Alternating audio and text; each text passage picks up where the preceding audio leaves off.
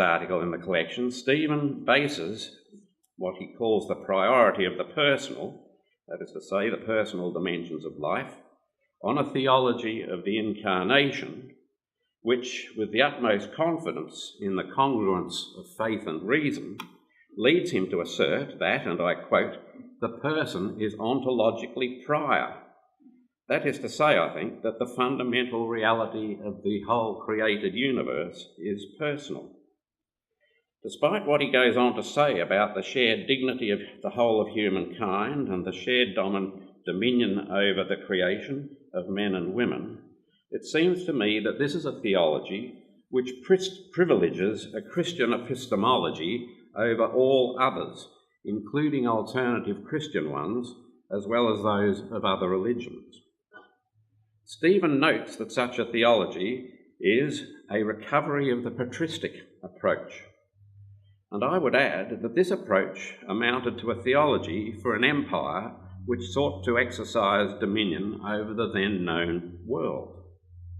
It seems to me if you really live by such a theology, then you can only approach the kind of ecumenical and interreligious dialogue commended by John May with at best a condescension which is curious about points that might possibly learn, though none of them are expected to be fundamental, or, at worst, in bad faith, not expecting to get much at all.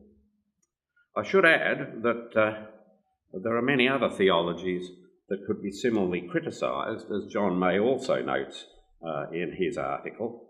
As he puts it, there are several ways of presenting Christian doctrine, and I quote, "as definitive and unsurpassable, superseding every other revelation, whether historical or conceivable."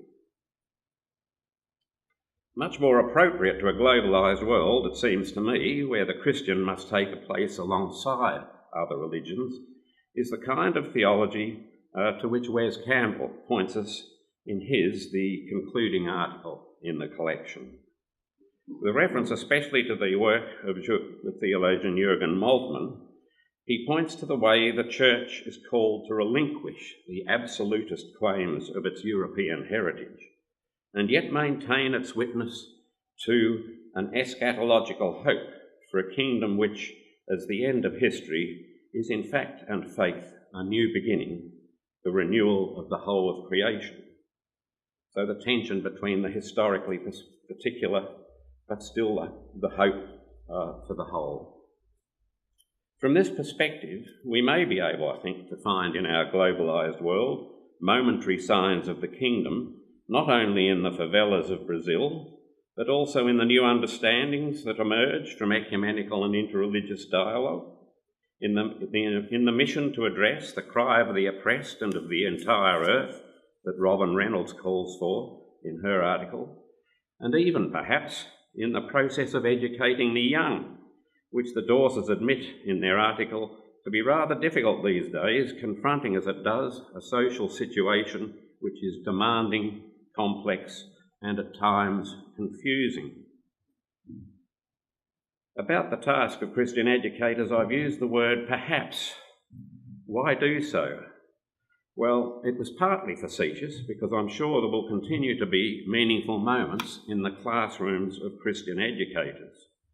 But their task does seem to me to be unusually difficult right at this time in our history, because of the gap that modern technology has created between the young and their elders, especially in the area of communication.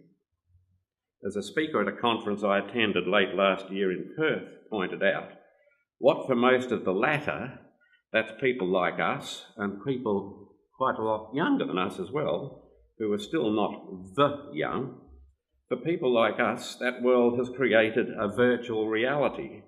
But for the young, it is simply reality, the way you connect. So not really much of a problem, nothing too much to worry about. It is a rather different world, it seems, or different reality. I conclude now with a final thought and a last word. The former, the thought, has to do with the main driver of globalisation in the various forms discussed in this little book, and that, I think, surely is technology.